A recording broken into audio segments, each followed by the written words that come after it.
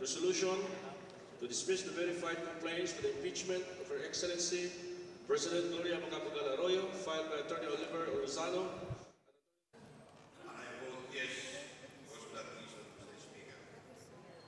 Lastly,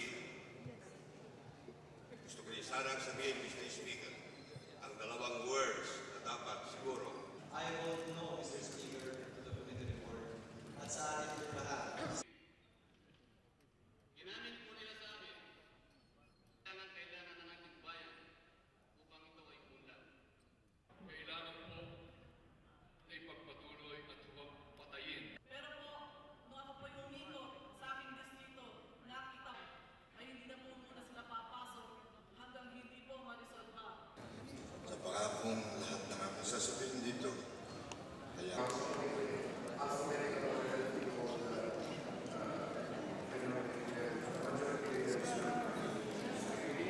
Committee Report number 1012 and its accompanying resolution number 933 submitted by the Committee on Justice for the dismissal of the complaints for the impeachment of President Gloria Macapagal Arroyo is approved.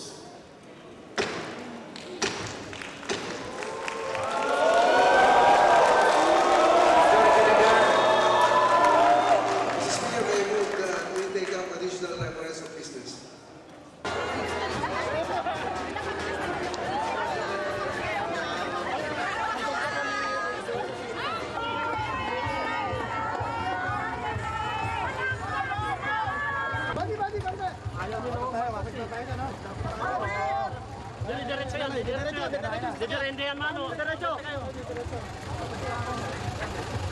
Okay, clear.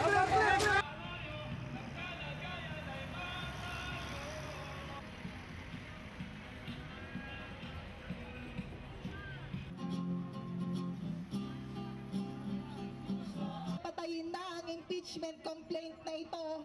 Ang manay na ito, ang United Opposition at ang FPJ. They may have killed the impeachment process, but they will not be able to kill the calls of the people for Arroyo to resign, to step down as soon as possible. This is a Panginoon namin Jesucristo, pinupuri ka namin at pinasasalamatan.